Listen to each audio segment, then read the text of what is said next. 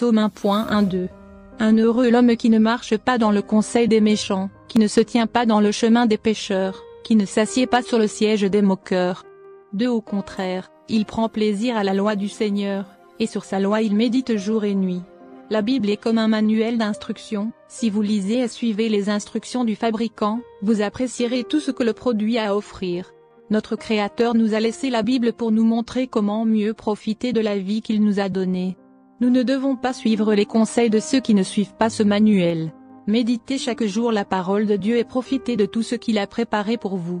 Vive la plénitude de Dieu. Et vous qui n'avez pas encore donné votre vie au Seigneur Jésus-Christ, vous devez donner votre vie au Seigneur Jésus-Christ.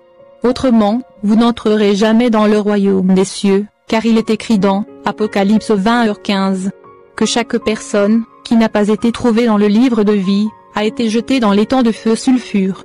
Là où il a été fait, à Satan et à ses démons. Alors tu veux donner ta vie au Seigneur Jésus, prie comme ça avec moi.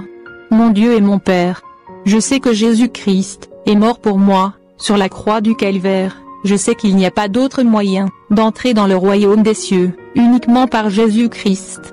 C'est pourquoi je donne ma vie au Seigneur Jésus-Christ, pardonne mes péchés. Écrivez mon nom dans votre livre de vie et ne le supprimez jamais. Sauve-moi et toute ma famille, au nom du Seigneur Jésus. À partir d'aujourd'hui, le Seigneur est mon Dieu, et mon Sauveur. Je n'adorerai que le Seigneur, en esprit c'est vrai, je ne prosternerai jamais devant personne, plus seulement devant le Seigneur Jésus-Christ car lui seul est digne de tout honneur, toute gloire et toute puissance. Pendant les siècles des siècles, Amen, gloire à Dieu. I Corinthiens 13.13. Que la grâce du Seigneur Jésus-Christ, la beauté de Dieu et la